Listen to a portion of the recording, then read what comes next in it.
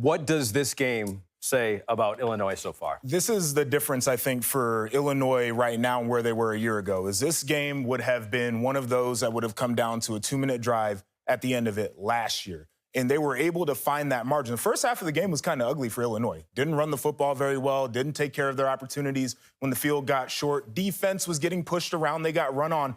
And then all of a sudden they say, we're a really good football team and we can put up points and we can play stout defense. And this is where you get. So I think that's the difference for me, is them just getting the confidence throughout the game and it not coming down to a last possession. Yeah, I think that's absolutely right. And this is a team that is trying to prove that they can make the college football playoff, that they can have that type of season. When I spent time with them leading into the season, their biggest question on the offensive side was who were going to be the go-to receivers. Hank Beatty, clearly one of those guys for Luke Altmaier, and I think you saw him. He also ran for a touchdown. You saw a lot of good from him.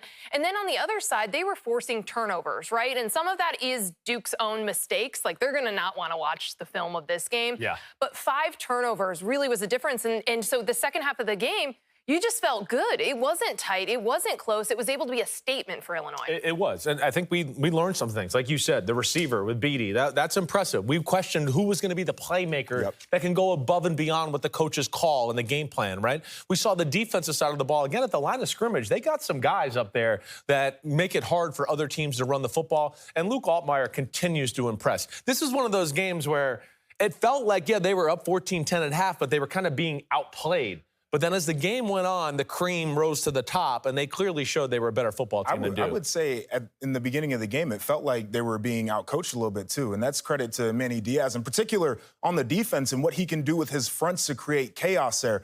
But they made the adjustments. And that's the full team effort, right? The players were on board with that, but the coaching staff knew exactly where they needed to make the adjustments in the game and were able to take advantage of it. Well, so one last point. Yeah. I didn't mean to cut you off, but that's what I do. You did mean to cut you. You did mean to do it. We go way back. I used to do that on the podcast all the time, and now I'm doing it here. Hello.